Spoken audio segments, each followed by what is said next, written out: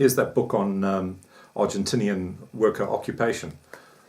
Very inspirational stuff. Sin Patron. So this point about the illusion of choice is vitally important. Experts often appear to disagree with each other, as in political discussions. So it's essential to never fully trust expert opinion, but to look instead at the sources of their information, and also to know how the experts are being financed. For example, scientists who work for corporations that make genetically modified foods, say, shouldn't be listened to quite as closely as those who are not paid by any kind of food company, such as disinterested government scientists perhaps, if such a person can be found. So although there's no guaranteed method of discovering truth, it's vitally important that people try to do so, because that's the only way that good decisions can possibly be made. And the principle of listening to dissenting expert opinion must, generally speaking, be the best general method for doing this.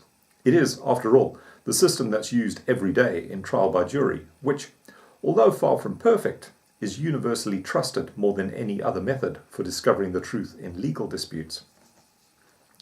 But there's one other vitally important ingredient that must be added to the formula for trying to obtain good information. At least half of the expert evidence and opinion heard must always be considered from a truly humane perspective, a voice of conscience. Once again, this is never a difficult thing to do. All that's required is to view every question through the prism of the Golden Rule, that ancient principle that's known in one form or another in every corner of the planet. Treat all living creatures as you would have all living creatures treat you in the same circumstances.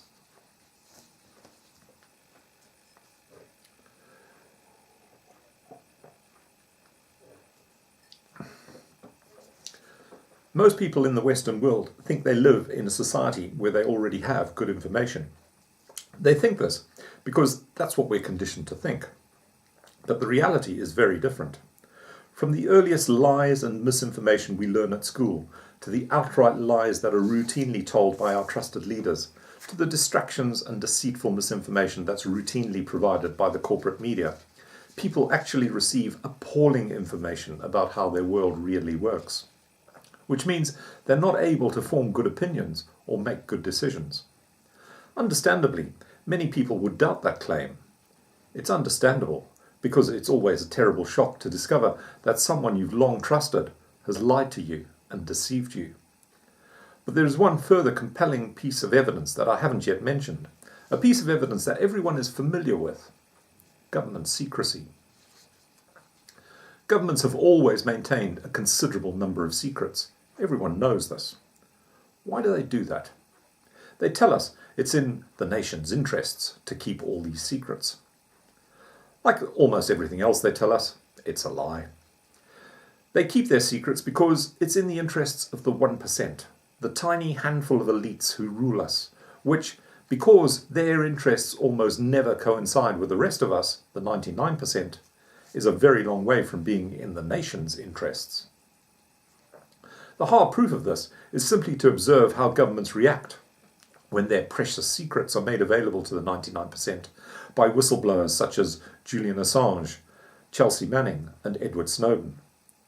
When these great heroes of the people try to do no more than tell us what our own governments are doing, supposedly in our name, they are all ruthlessly victimized, exiled, or imprisoned, even threatened with execution.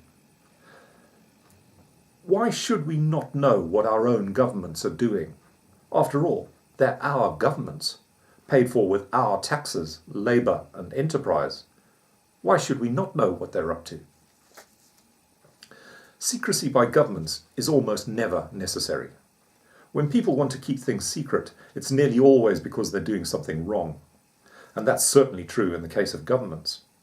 So one of the simplest tests of good information is to look at how open the provider of that information is being. It's almost impossible to obtain information from governments about what they're really up to, because of the considerable secrecy they routinely maintain. So it's very difficult for us, the 99%, to form good opinions and make good decisions about what government is doing. which is exactly the purpose of government secrecy. Directly related to the core issue of good information is a period of reflection which should follow. In the trial by jury setting, it's that part of the proceedings when all the evidence has been heard and the jury retires to a quiet room to discuss what they've heard. This is a vital part of the process of obtaining good information because discussion with others invariably helps in many ways, such as helping to crystallize half-formed thoughts and opinions and bring up points that might be forgotten. It helps to challenge the views we formed to see how robust they are. Once this process is complete, the receiving of good information, then and only then are we in a good position to make a decision. And whether we're making a decision just for ourselves or in partnership with others, the vital importance of first having good information cannot be overemphasized.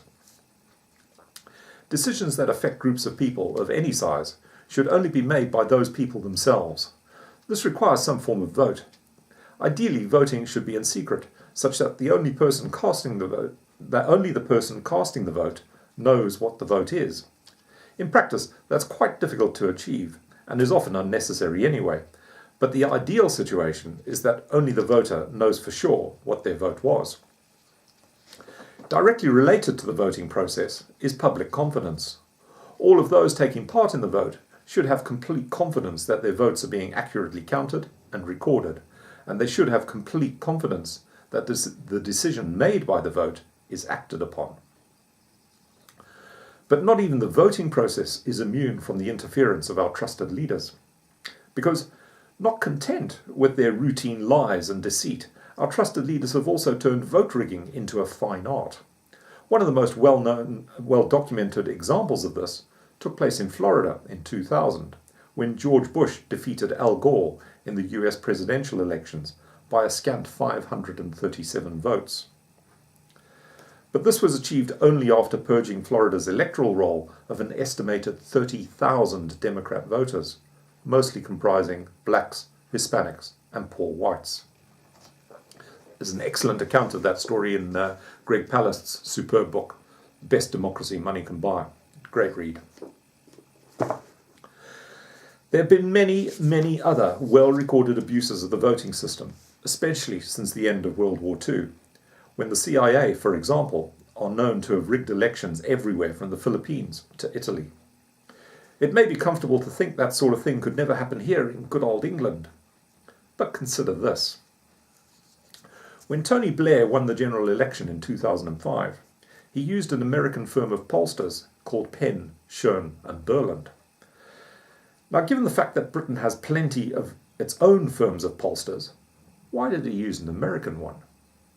Especially one that, according to Madeleine Albright, the US Secretary of State, has, and I quote, played such an important role in setting and securing US foreign policy objectives. Why would Blair use such a firm? It's no longer credible to believe that the existing leader-based system is a good one, or acceptable even.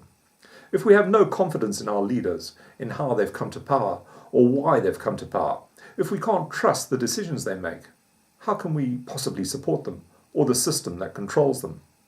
We cannot commit ourselves to pulling together as one nation, united by the knowledge that, even if we don't always agree with them, the decisions that affect our lives are at least based on common humanity, and are being made through reasoned and open debate, for the right reasons and with the active consent and approval of most of our fellow citizens. Because those decisions are actually being made by a tiny elite of powerful, self-interested individuals who are completely unaccountable to the common citizen. It's impossible to fully support today's lawmakers, employers, public servants, each other, for the simple reason that trust itself has become a worthless currency. It has become as farcical as the words democracy or freedom have become. So why on earth do we continue to prop up a system we know is corrupt and useless? Our government has its roots in an ancient aristocracy which obtained most of its wealth and power through plunder, pillage and oppression. The Industrial Revolution produced the new breed of aristocracy, the mill, mine and factory owners, the fledgling bankers, merchants and stockbrokers, who, altogether, far exceeded the ruthlessness of their predecessors in terms of the suffering inflicted on their own people. Today's ruling aristocracy takes the shape of international banks and corporations, whose methods are no less savage and predatory than the landed gentry and industrial oligarchs they replaced. Throbbing at the heart of the relationship between the people and our leaders are two massive illusions. One, that those leaders are driven by a selfless desire to always act in our best interests. And two, that we the people have some sort of ultimate control over those actions. But the reality is they're not acting in our interests, and we don't have any control over their actions. However, most of those leaders are only too well aware of how very thin is the ice upon which they skate. As the editor Edward Dowling once said, I quote, "The two greatest obstacles to democracy in the United States are, first, the widespread delusion among the poor that we have a democracy, and second, the chronic terror among the rich lest we get it." Political leaders, nearly all of them, irrespective of party or country even, are the biggest single blight facing not only the British people, but all of mankind and almost every living thing on the planet. Although some of these individuals are no doubt decent people, the system that controls them and manipulates them to create the veneer of popular democracy is the most evil thing in existence. We need to change the way political decision-making is done, because our leader-based system of government and the powerful institutions that really control political decision-making cannot be trusted. The touching faith that people have in their great trusted leaders is like that of little children who believe in the Tooth Fairy or Father Christmas, and it's every bit as far-fetched. We need to grow up, to stand on our own 2 feet and take responsibility for our own decision-making. Of course, no government has ever been trusted by all of the people all of the time, and it's an impossibility for such a model to ever exist. But that doesn't mean we can't improve on what we have. The key point to make here is that although decision-making by well-informed consensus isn't perfect and needs to be properly administered, it would nevertheless be a considerable improvement on what we've got, which is decision-making by corrupt, self-centered, and evil people. For the first time in our history, the technology now exists where it's possible to take a huge leap forward. Part of my work is to describe a system of government that could deliver the best possible outcome, a leaderless system of government trusted by most of the people all of the time. I call it the People's Constitution, which anyone can read on our website for free. I'll be talking far more about it later on in the year.